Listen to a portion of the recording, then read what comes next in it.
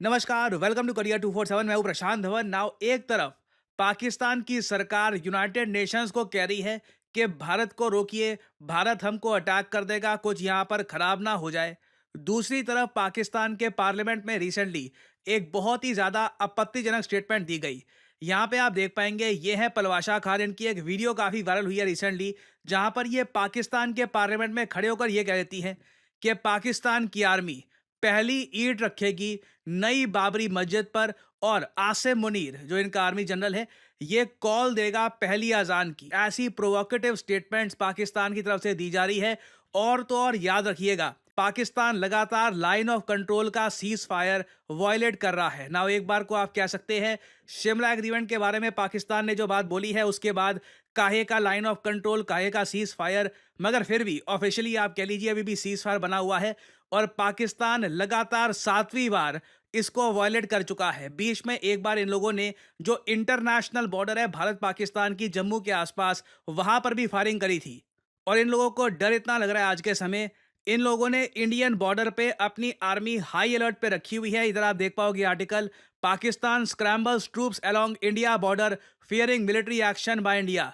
और भारत की अभी के लिए बहुत अच्छी स्ट्रैटेजी है, वेट। एक बार को आप भी सोच रहे होंगे कि हम लोग वापस पलटवार कब करेंगे। ये अपने पार्लियामेंट में खड़े होकर ऐसी बातें बोल रहे हैं। इनके जो सोल्जर्स हैं, ये लगातार वायलेशन कर रहे हैं लाइन ऑफ कंट्रोल की। देखिए, आज के समय पाकिस्तान हाई अलर्ट पे है। हर रोज इनके मिनिस्टर्स कह रहे हैं अब इंडिया का अटैक आया, अब इंडिया का अटैक आया। भारत वेट कर रहा है कि पाकिस्तान को बोलने दो, इंटरनेशनल कम्युनिटी के सामने रोने दो, इतना रोने दो कि एक बार को इंटरनेशनल कम्युनिटी ध्यान देना ही बंद कर दे कि हाँ, पाकिस्तान का तो रोज का काम है। रोज सुबह इनका टाइमर शुरू हो जाता है कि 24 घंटे में भारत अटैक करेगा। एक बार इंटरनेशनल कम्युनिटी पाकिस्तान को इग्नोर करना स्टार्ट कर देती है, फिर एक काइनेटिक रिस्पॉन्स भारत की तरफ से आएगा। भारत पाकिस्तान को हिट जरूर करेगा, ये बात मैं आपको बता दूं, बट ये एक दिन बाद होगा, 2 दिन बाद होगा, कब होगा ये हमारी मिलिट्री डिसाइड करेगी, when the time is right for us. अभी जो ये वीडियो है पलवाशा खान की, ये मैं आपको दिखाना चाहता हूं। इससे आप समझ पाओगे कि इंटरनली पाकिस्तान के पार्लियामेंट में कैसा डिस्कशन होता है। और एक बार को ये यूएन के सामने या फिर इंटरनेशनल कम्युनिटी के सामने जो भी कह ले कि हम तो जी शांति चाहते हैं, अमन चाहते हैं, जो असली सड़न है जो पाकिस्तान की अंदर से, वो कैसी दिखती है, ये मैं आपको दिखाना चाहता हूं। मैं सिर्फ ये कहूंगी कि वो वक्त दूर नहीं है कि जब बाबरी मस्जिद की पहली ईंट उसकी बुनियाद में पिंडी से एक आम सिपाही लगाएगा और उसमें पहली अजान पाकिस्तान का सिपह सलार आसिम मुनीर देगा। ना जो ये स्टेटमेंट है पवलाशा खान की अयोध्या को लेकर, ये काफ़ी कंट्रोवर्शियल है। कई लोगों ने भारत में इसका विरोध किया, ऑब्जेक्शन किया कि ऐसी बातें यहाँ पर क्यों कही जा रही है पाकिस्तान के पार्लियामेंट में एक सिटिंग सेनेटर द्वारा। ये कोई रैली नहीं है, ये हम पाकिस्तान के पार्लियामेंट की बात कर रहे हैं, जहाँ पर जो ये स्टेटमेंट्स रिकॉर्ड होती हैं। उसके बाद हम ये भी देखते हैं कि ये आगे कहती हैं कि जो सिखों के लीडर है पन्नू, जो यूएसए में बैठा है पन्नू, जिसको कोई, मुझे लगता नहीं है कि कोई इंडियन सब कॉन्टिनेंट में इसको लीडर मानता है, उसको ये थैंक यू कह रही है। जिससे साफ साफ एक बात पता लग जाती है, जो भी पन्नू को आज के समय सपोर्ट दी जा रही है, उसमें पाकिस्तान गवर्नमेंट का डायरेक्ट और क्लियर सपोर्ट है। ये जो स्टेटमेंट है, ये आप देखिए। और ये यहाँ में सिखों के जो लीडर हैं गुरपतवंत सिंह पन्नू, उनकी जुर्रत को सलाम पेश करना चाहिए हमें हाउस को, जिन्होंने कहा है कि भारतीय पंजाब से कोई भारतीय फौज इस तरफ वो नहीं आने देंगे।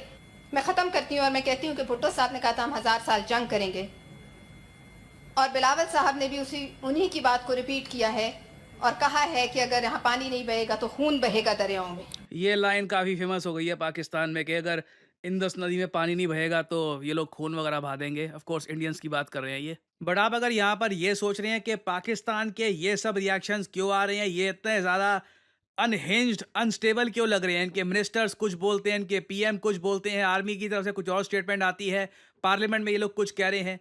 देखिए, इसका रीजन है भारत ने जो अप्रोच अपनाई है ना, इस बार पाकिस्तान को टेंडर हुक पे रखा हुआ है। रिसेंटली भारत के एक लेफ्टिनेंट जनरल साहब हैं, एच.एस. पनाग, इन्होंने इस पर एक बहुत अच्छा आर्टिकल पब्लिश किया था। It may be prudent to keep Pakistan on tender hook. Prudent का मतलब होता है सेंसेबल। ये सेंसेबल मूव होगा, सही मूव होगा भारत की तरफ से, अगर पाकिस्तान को इसी तरीके से ना हम लटका के रखते हैं, ठीक है। कि अटैक कब आएगा तुम सोचते रहो, रोज सोचो, रोज रात को सोचो कि आज का अटैक आएगा, आज इंडिया अटैक करेगा, क्योंकि इनकी आर्मी जो है, as I said, it is very much station on the border, और इनका खर्चा हो रहा है यहाँ पर। कब तक ये खर्चा करेंगे, कब तक डिफेंसिव पोस्चर में रहेंगे, वेट करेंगे कि भारत कब अटैक करेगा, क्योंकि भारत के पीएम ने तो हमारी मिलिट्री को ये कहा है, टाइम आप डिसाइड करो, टारगेट आप डिसाइड करो, रिस्पॉन्स क्या करना है वो सब आप डिसाइड करो, आपको कंप्लीट फ्रीडम दी जाती है। तो आर्मी आराम से प्लान करके एक प्रॉपर काइनेटिक एक्शन यहाँ पे करके दिखाएगी। और भारत के भी आप अगर देखो, कई पूर्व जो रिटायर्ड जनरल हैं वो ये कह रहे हैं कि लेट इट क्राई वुल्फ। आपने वो कहानी सुनी होगी बहुत पुरानी, एक लड़का होता है, वो रोज रात को चला जाता है गांव के सामने, कहता है शेर आया शेर आया, गांव भी कहता है अच्छा शेर आया शेर आया। फिर एक बार को लोग थक जाते हैं, लोगों को आदत पड़ जाती है कि हाँ इसका तो रोज का ये आ जाता है, बोलता है शेर आया शेर आया, और फिर एक दिन शेर आ जाता है, तब उस लड़के की मदद करने के लिए कोई गांव वाला जाता नहीं है।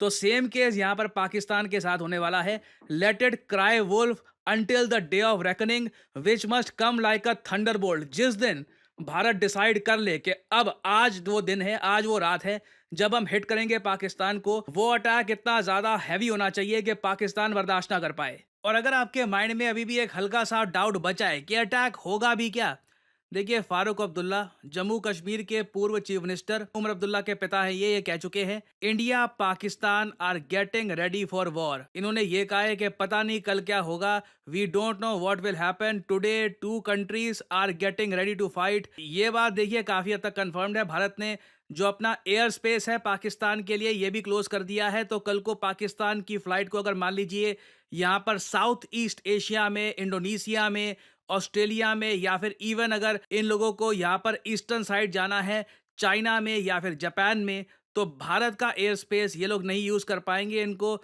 यहाँ पे नॉर्दर्न रूट लेना होगा, जिससे पाकिस्तान को एक्स्ट्रा फ्यूल खर्चना होगा, और इनके लिए लॉस मेकिंग सौदा होगा।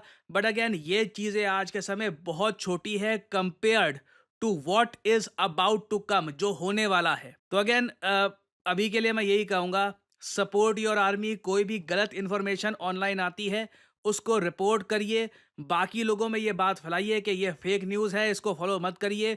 जो रियल ऑथेंटिक न्यूज़ है सिर्फ उसको ही शेयर करिए, और जैसे ही कुछ डेवलपमेंट होती है इन द फ्यूचर, मैं आपके लिए अपडेटेड वीडियोस लाता रहूंगा। और फाइनली यहाँ पे आप लोगों से मैं पूछूंगा एक एमसीक्यू, वो कौन सा देश है जहां पे आपको बटान टापू मिलेंगे? जी हाँ, बटान टापू ताइवान के काफी करीब है। ये न्यूज में इसलिए है क्योंकि रिसेंटली यूएसए ने यहां पर एंटी शिप मिसाइल डिप्लॉय कर दिए हैं, जिसको लेकर चाइना बहुत गुस्सा है कि बटान टापू में एंटी शिप मिसाइल क्यों डिप्लॉय कर दिए। और यूएसए के साथ साथ जो कंट्री ओन करता है बटान टापू को, उसे भी चाइना बहुत कुछ गुस्से में कह रहा है। बताइए कौन सा वो देश है जहां पर यूएसए ने एंटी शिप जो मिसाइल लॉन्चर्स हैं ये डिप्लॉय कर दिए हैं ऑन द बटान आइलैंड? ये है यहाँ पे आपकी ऑप्शंस, जापान, ऑस्ट्रेलिया, फिलीपींस या न्यूजीलैंड। कमेंट सेक्शन में करिए उत्तर। जो लोग देंगे सही आंसर उनकी कमेंट को मैं दे दूंगा हार्ट, ताकि बाकी लोग समझ पाएं कि सही उत्तर क्या है। क्या आपने सोचा है कि भारत में on an average best paying jobs किस सेक्टर में होती है? मैं उस आदमी की बात नहीं कर रहा कि एक या दो तीन लोगों को करोड़ों का पैकेज लग गया,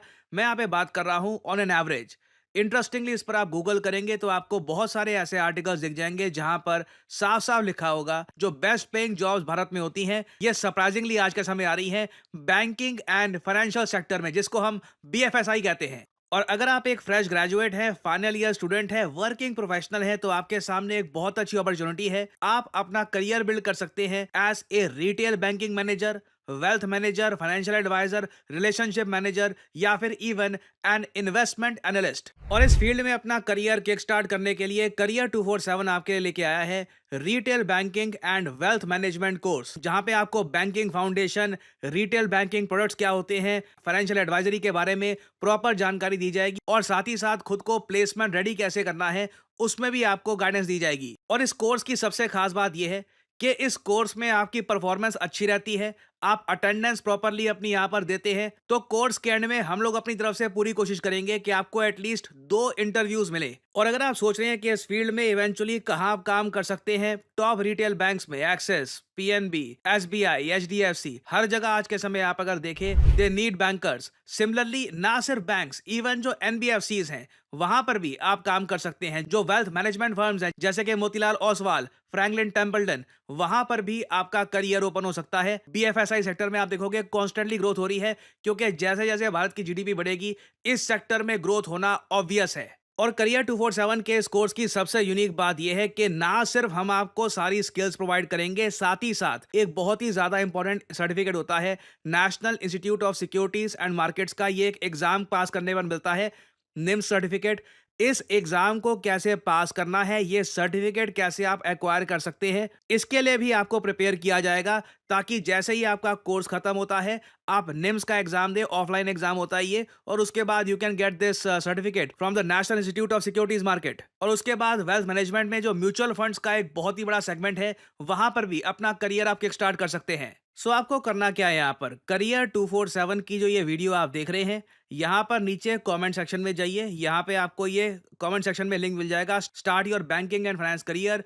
इस लिंक पर करिए क्लिक, और यहाँ पे आपके सामने ये पेज ओपन हो जाएगा। इधर अपना नाम डालिए, ईमेल आईडी डालिए, अपना मोबाइल फोन नंबर डालिए, और नीचे जहां पर डिस्काउंट कोड लिखा हुआ है यहां पर एंटर करिए PD10, ताकि आपको डिस्काउंटेड प्राइस में ये कोर्स खरीदने का मौका मिले। बहुत ज्यादा एक अफोर्डेबल प्राइस में हमने ये कोर्स लॉन्च किया है।